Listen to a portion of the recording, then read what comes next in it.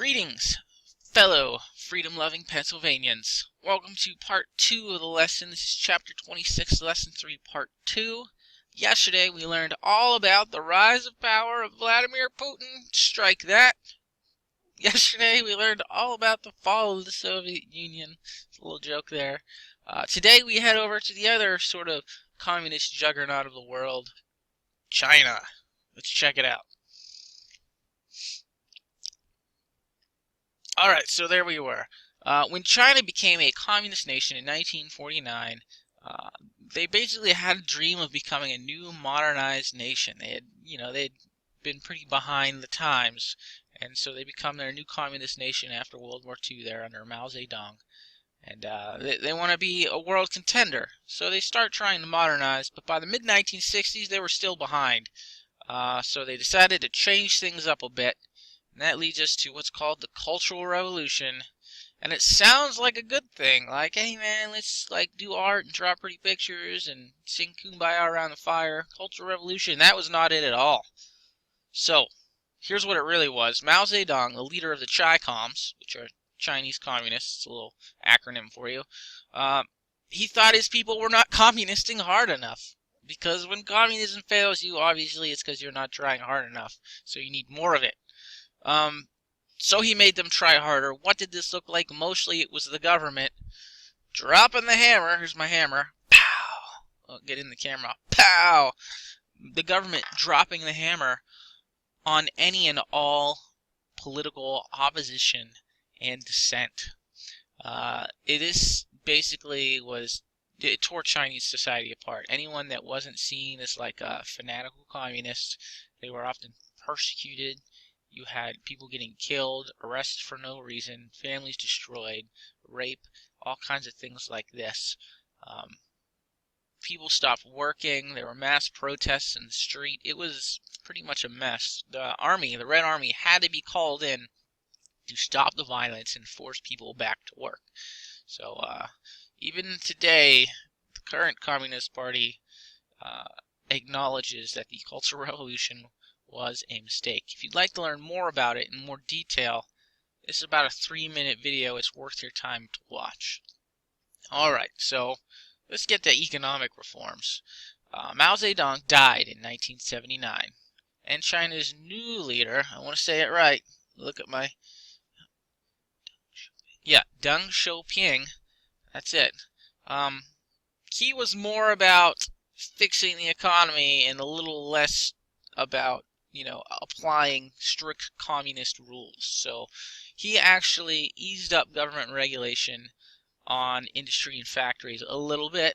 He even allowed foreign investors to invest in specific economic zones within China, and he did grow the economy. By the 2000s, China was an economic powerhouse. If you think about it, almost everything we have is made in China. If I look at my thermos here, I bet you it's made in China. Patent pending, made in China.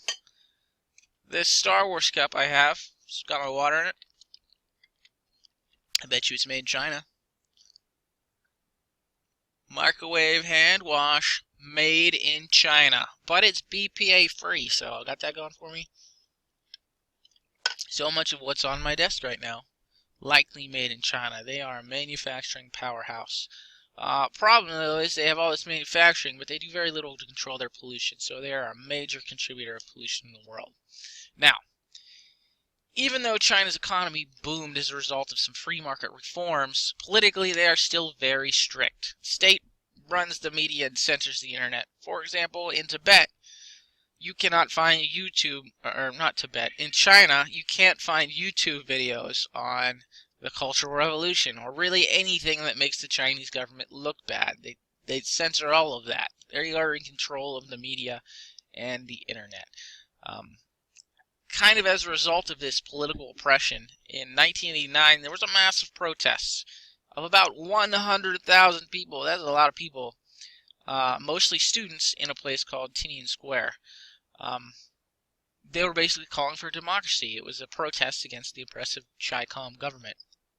The government, in response, brought in the military and established martial law and it ended up getting violent, and you had thousands of people killed or injured, civilians. The world protested pretty blatant human rights violations, but the Chi-Coms don't care. They do whatever they want, and nobody does anything about it other than going tisk, tisk, tisk, tisk, tisk. China's done a number of things that makes people mad, and the whole world kind of looks at them scornfully. For example, their oppression of the Tibetans. There's a portion of China called Tibet that China basically took control of way back in, I want to say, 1950, maybe 1949. And the Tibetan people are sort of their own ethnic group. And you probably heard of like Tibetan monks and stuff like that. And the leader of Tibet, politically and religiously, is the Dalai Lama, who's pictured here.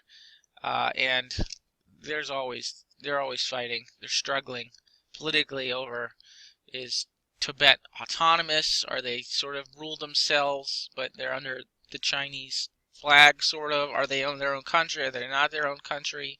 How much are they oppressed? Pretty much the world has come to grips with the fact that China oppresses the Tibetan people and is trying to erase their culture. So if you want to learn more about that, this is another short video. How long is it? 3.5 minutes. So you got that too, and then there's that whole Taiwan issue we talked about a while ago, maybe last chapter, maybe earlier this chapter. Regardless, pretty interesting things happening in China for the last century. That's it for today. As it was a shorter lesson, we have a shorter assignment. It's a discussion, so please answer the following question with complete sentences. Would you want to live in China? Why or why not? Remember that other students are going to see this because it's a discussion thread, so be respectful. Use good language, and be articulate, and look intelligent. Check your grammar. You don't make any silly errors, because people are going to see it. You want your good work, your best work, to be out there if it's going to be on display. All right, that's it. If you need any help, or want to learn more about China, please let me know. There's all kinds of resources out there on all kinds of YouTube videos on, say, Tibet and the Cultural Revolution, the Tiananmen Square incident, and Mao Zedong and stuff like that. Feel free to look any of it up or ask me about it. All right, have a wonderful day. I'll see you next time.